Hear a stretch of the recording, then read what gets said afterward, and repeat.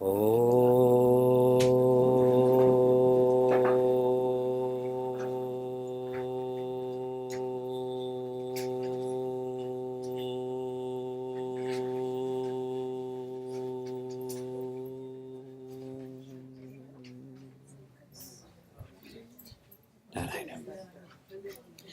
was a young boy in a village, and he had a day off of school.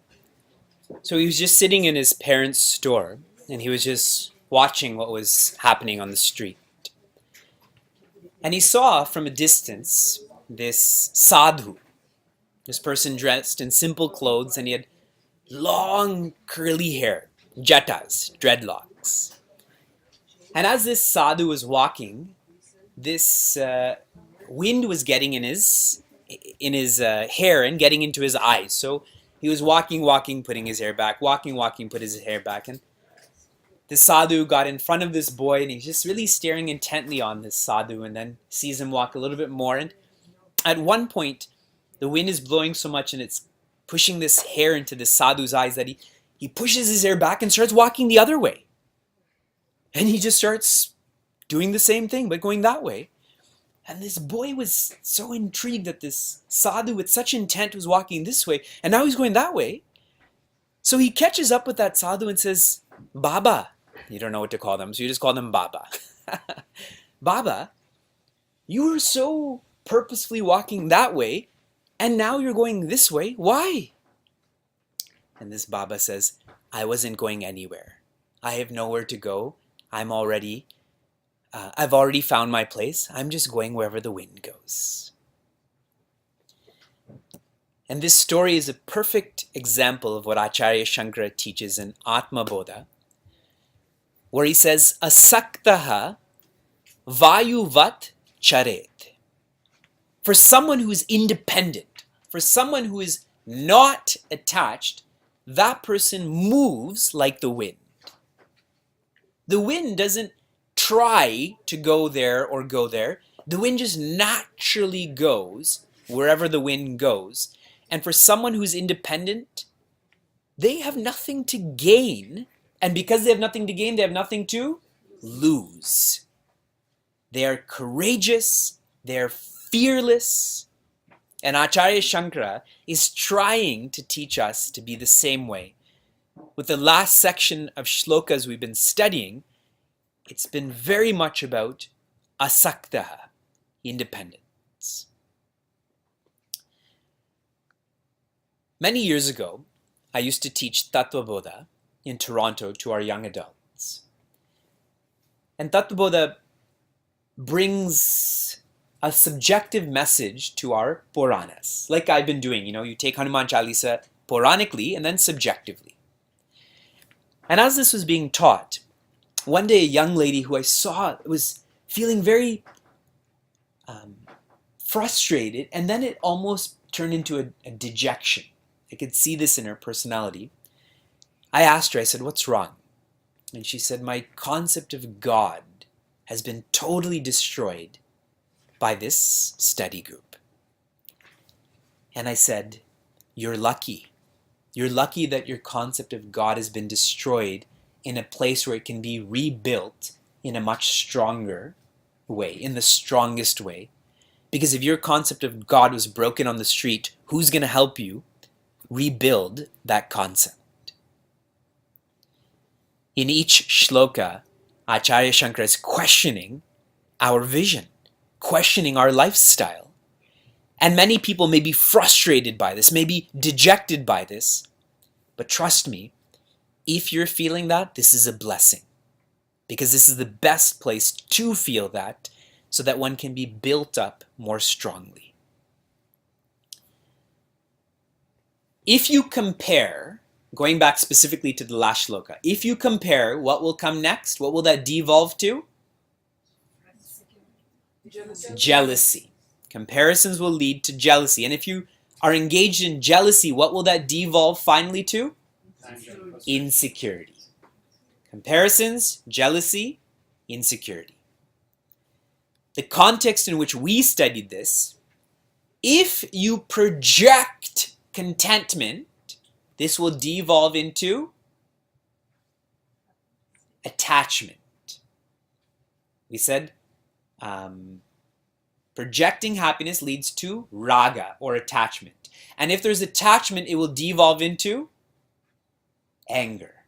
Raga will turn into krodha. Or sorry, fear. I meant bhaya and then krodha. So projecting happiness will lead to attachment, will lead to fear. Now think, why would you compare in the first place? Why would you project happiness in the first place? There's only one reason for that. Why would you do that? Because you feel discontent.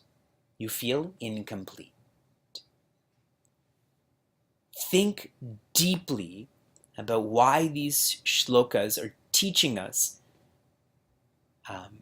about our projections and our attachments and our fears. Those are just symptoms, but the source of all of this is discontentment. So then what is the solution? Contentment. What is Bhaja Govindam teaching us? To be independently joyous. You can call that ananda. You can call it whatever you want, but independent joy. Today I was telling a group of university students who hopefully will be part of this study group, what does SAD mean? Seasonal affective disorder. Now it was snowing here in London yesterday. So now that it's snowing, the sun is not there and so I can't be happy anymore. Dependence in so many directions.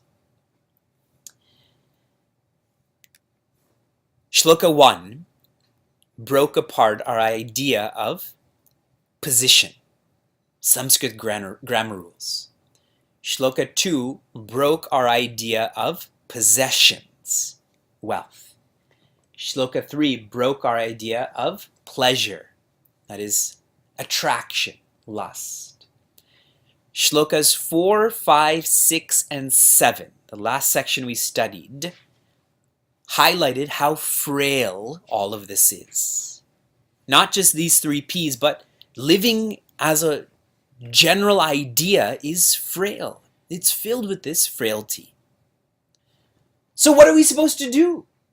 If our ideas are broken now, how do we build?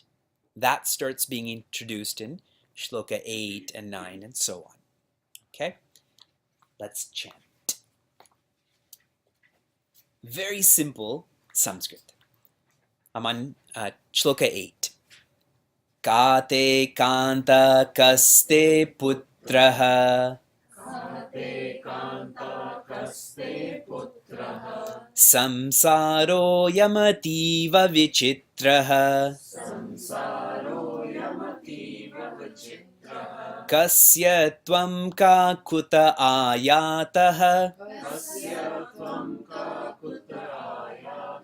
tatvam chintaya tadiha bhrataha bhaja govindam govindam bhaja mudamate. Ka means who, te means you, kanta means wife, if you take it literally. But the implied meaning of this teaching is who loves you. Kate kanta means who loves you. And the next is kahate putra, who is your son, literally. But the implied meaning is who do you love? So who loves you and who do you love? And in a worldly way, this is simple. Who loves you? This person and this person and this person. Who do you love? This person and this person and this person. Right? On Facebook, you can offer hearts now. I love you. Right? But this is written 1,500 years ago. The depth of this being alive for 1,500 years, to think more. Who loves you and who do you love? It is ativa vichitraha. It is very astonishing, this samsara. Another Sanskrit word we like to throw around in philosophy. I'll explain more. What does jagat mean? Universe. Jagat literally means multiverse. But the more deep meaning behind this is jayate, gacchati, tishtati iti jagat. Jayate means that which is born. Gacchati means that which goes. And tishtati, as if it stands, as if it stays, is the jagat. Does this universe stay? Does it not change? We can't even call it a universe anymore. It's called a multiverse. The world is flat, the world is round, the sun is the center of the earth, of this universe. Now it's a multiverse. This multiverse keeps on growing and shrinking. And after it shrinks, what will happen? It will grow again. Acharya Shankara says in Vivekachudamani, there's as many universes as there are bubbles in the ocean. Can you count how many bubbles are in the ocean? He's comparing the universe to a bubble. Like that little girl I taught how to blow bubbles with bubble gum. That's what he's comparing this universe to. Samsara. English word for samsara? Family. Society. The Dow Jones keeps going up, the TSX keeps going down, Canadian dollars, US dollars, signing this trade agreement, breaking this trade agreement. Samsarati iti samsara. Samsarati means that which slips away well. Soon London will become a suburb of Toronto, right? We came here for small city living. How long? And then we go, so that's macro, more micro. Finally, we come to intimate. What is this called? Body. The Sanskrit word is sharira. Sharira means shiryamanatvat, that which is forever perishing. This body is forever perishing, isn't it? I went to Pittsburgh this past Saturday after 2 months. It's the longest period I've not been in Pittsburgh for more than 3 years. And one Balaver student I've seen grow up, who hasn't seen me for a long time, the first thing he says to me, Vivekji, you have a lot of gray hairs. First thing that he says to me, thank you for being so supportive. But that's what this body does, doesn't it? It just keeps graying and wrinkling and weakening and so on and so forth. What's vichitra? What's vichitra about all of this is that we all know that this is all changing, yet we still don't know that this is all changing. And how is it that we don't know? Because we still get attached. Does it make sense to get attached to that which is changing? What kind of investment is that going to turn out to be? See, we know, but we don't know. That's what's vichitra. That's what's astonishing. And now all of us, many of us have completed 2 years of studying, right? Self-unfoldment, now another semester of Moha Mudgara. Still that attachment's there, isn't it? Next line. Kasya tvam. Kasya tvam means, whose are you? Whose? A possessive. Whose are you? Not only that, kaha kuta ayataha. How are you? Not how are you like how are you, but how are you? Like how is it that you are? Whose are you? How are you? And the implication with this third line, or this third quarter is, there is more than the present. There is more to you than who you are right now and who your parents are. There's more to you than just biology. How are you? That there's something more. And this comes out most strongly in the last line where Acharya Shankara first calls us Bhrataha. What did he call us in the first few shlokas? Mudha, right? And now that he's gotten our attention, now he calls us Bhrataha. It's like if you want to get someone's attention, you say, hey Joe, hey Joe, hey Joe. No one says anything. So you say, hey idiot. Then that person looks, Joe, that's not what I meant. Correct? Brataha means brother. He's saying, hey, brother. He's talking not from wake up. He's saying, wake up. It's not so much from urgency. It's from love in this shloka. That's why I said the texture changes. He says, brataha iha chintaha. Iha means right here, right now. Chinta. Chinta means think. Think about what? Who loves you? Who do you love? Think more about whose are you? How are you? Think about this, and what will happen if we think about this? We will realize that, remember the last shlokas had a lot to do with ages. When you're young, then you're infatuated with playing. When you're older, you're infatuated with the opposite or gender, and on and on and on. And then at the end, what is shared is, who's thinking about Brahman?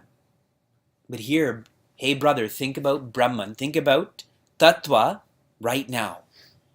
Whether you're a kid or a youth or an adult or an older person. Whether your family is depending on you for money or you depend on your family for money. All of this is just circumstantial. But your content should be on think about who are you? What is all of this? Think about your role. Think about your responsibilities. This word tattvam. Tattvam you can look at it in many ways. The word twa means like. Sattva, like sat. Tattva, like tat. Now when we think of tattvamasi, the tat is the infinite, isn't it? You should think that you're like the infinite. You have to think to go past the superficial aspects of who you are, to know that you are tat. That's what the word tattvam means.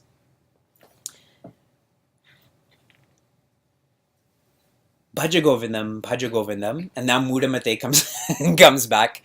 Hey brother, you're a fool. Bring thinking into your life.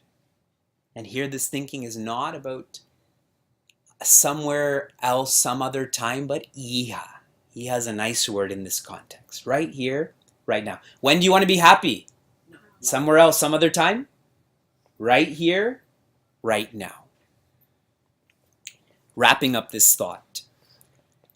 My cousin is going to be married in our ashram in Niagara Falls and in a church.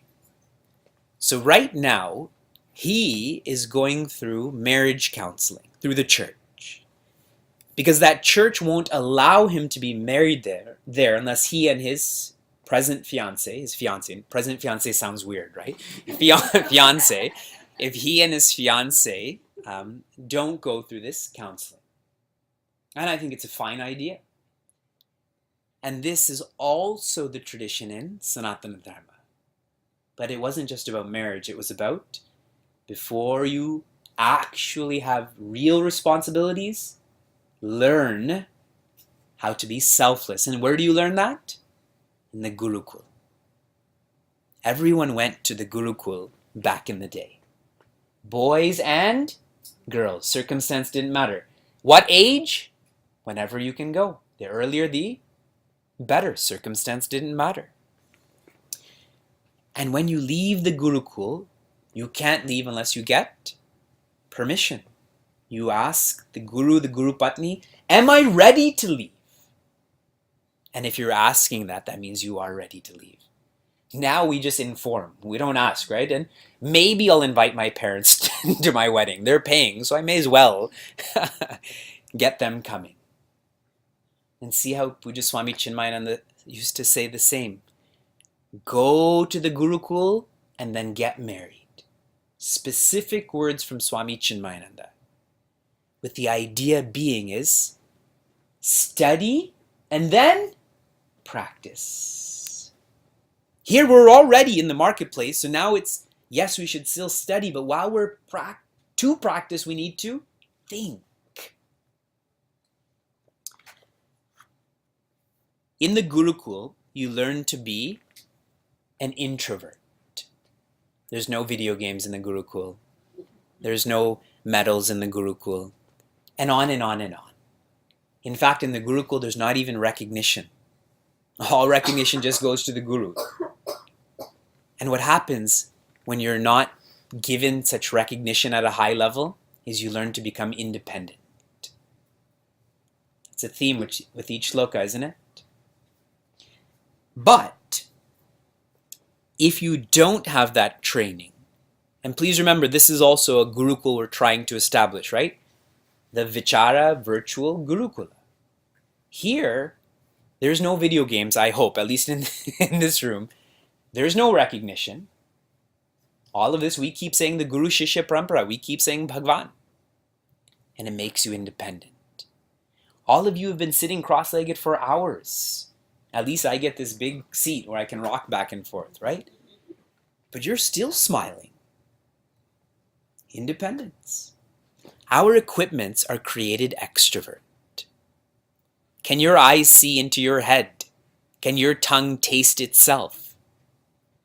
And the boss of the sense organs, which is the mind, it's also created extrovert. That's why it's always thinking about giving advice to others instead of following its own advice. When you are extrovert, you lose your independence, you become attached.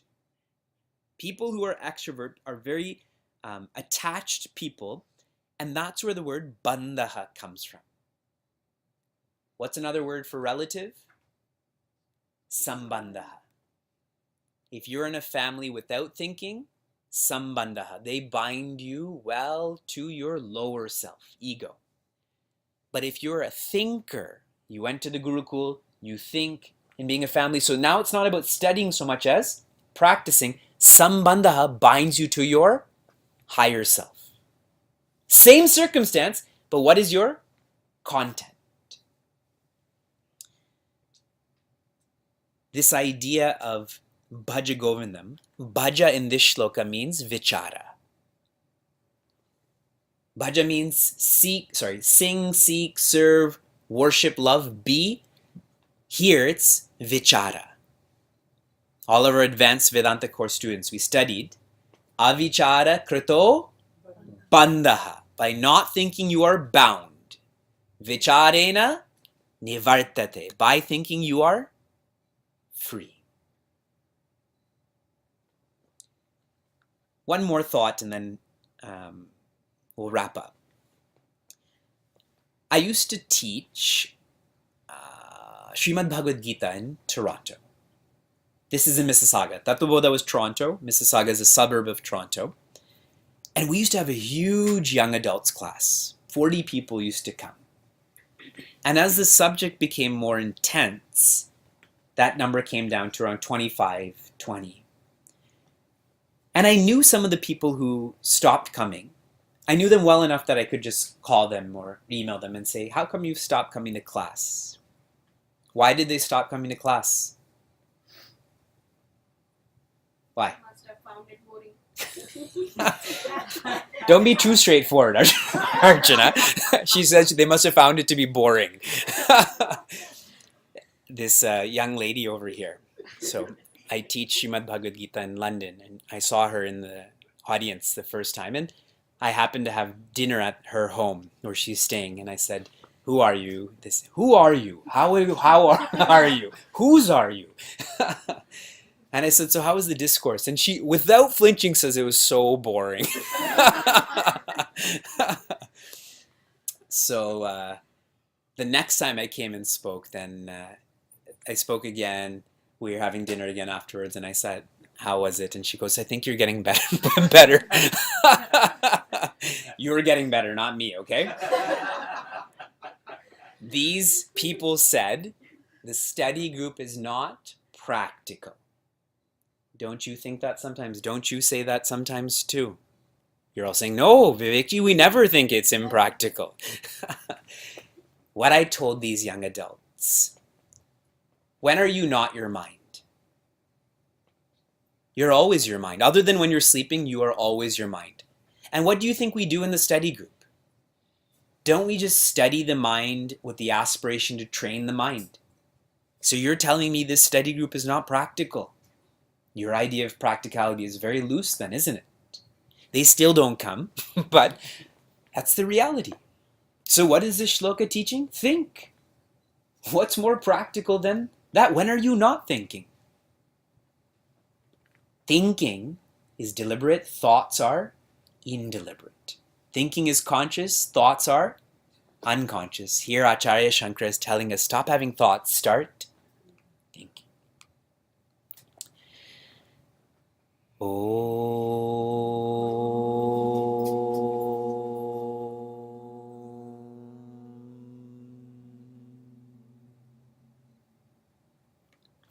Narayana. I don't have any time to give you an opportunity to ask questions. Do you know in Wheel of Fortune, in final Wheel of Fortune, whatever they call it, the final round, what letters did they automatically give you? None of you know. R, S, T, L, N, E. I think that's the final letters that they give you. And then you get to choose whatever other letters you want to add, 3 or 5. Whenever it comes to relationships, and specifically families, there are some very universal questions that are asked. And I just wanted to share those for you to contemplate on before our next class. One question that always comes up is, this is more at a spousal level, if a spouse is no longer in your life, maybe you're divorced, maybe they've passed away, maybe you're not married, whatever it is, okay? That type of relationship is not in your life. Then, how can you be happy? So here's a very simple response to that question. You were happy before you got married, right? You were happy while you were married generally, which means you can be happy after you're married too. After meaning when that spouse is no longer there, for whatever reason. You were happy before, you can be happy after. It's not more complicated than that. And if you became dependent, that's your problem. Unlearn. That was our last teaching from Hanuman Chalisa, right? Unlearn. Please keep that in mind. Not just with spouses, with every circumstance. You were happy before the weather changed. You can be happy during and after also. Next typical question that comes up is, in a family, with relationships, family, friends, how do we deal with misaligned expectations? Misaligned expectations. If you treat your relationships with people not as a relationship, but as seva, with you as a servant, like Hanumanji to Lord Rama, then you have no what? I said this yesterday. No, not an expectation so much, even more fundamental. No rights. You have no rights, you only have responsibilities. If you can have a seva bhava with all of your relationships, to your letter carrier, to the person who's serving you at a restaurant, to your physician, to your attorney, to your parents, to your in-laws, seva. Every relationship is an opportunity for service. You have no rights, you only have responsibilities. In other words, you have no expectations, which means you are happy. Think, okay? If this is really hard to absorb, think more. Chew the food so that it's softer. But Hanumanji worked the hardest and never expected otherwise. With Prince Arjuna, after they would, at the end of the day when the sun would go down, Arjuna would go to sleep. What would Lord Krishna do? Bathe the horses and massage their feet. Lord Krishna would massage the feet of those horses. He had no expectations from those horses. He was a servant to those horses. Bhagwan doesn't do this casually. These are deep teachings for us to live by. And finally, I hope all of you have read the writing from Swami Chinmayananda. He says there's an alternative reading to Brataha. What does Brataha sound like? Brantaha. Brantaha. Brantaha means the one who is deluded, the person who is lost. Brataha, he's calling those people who are trying to wake up. Brantaha, he's calling the people who refuse to wake up. And I share that because in our relationships, if you're not trying to become more independent, Branta. If you're trying to be more independent, Brata. How many of you did your raw from last week? Raw? Raw? London, poor showing this week. Your raw was to turn the rad into a raw. And the rad that day was, for the one who is always chanting the Lord's name, they do not complain. So the one who's always doing japa, they do not complain. All of the people who were constantly doing japa, did you complain this week? If the answer is yes, that means you weren't chanting. And if you were chanting, you can't complain. They're antonyms to each other. I want you to think of Lord Rama and be miserable. I want you to think of Kumbhakarna and be joy. That is still possible. But you can't. You can only have one thought at a time. This is shared in chapter 6 of Srimad Bhagavad Gita. Make that thought noble. You cannot feel ignoble. And here is your raw for the upcoming week. I'm very excited about this raw. With your family, I want you to talk about yourself in the third person. With your family, I want you to refer to yourself in the third person. So if Sheila was sitting here, Vivek is wondering if Sheila, you get my, I've even forgotten how to do it, but the way that we speak to Guruji as an example, we refer to him in third person, but I want you to refer to yourself in third person. Tulasi Dasa Sada Harichera. He starts, right? Referring to himself in third person. That's what I want you to do with family. Okay? And if you really want to amplify this, if they ask why, don't give them an explanation. Just do it without explanation. Explain it to them a week later. Good stuff.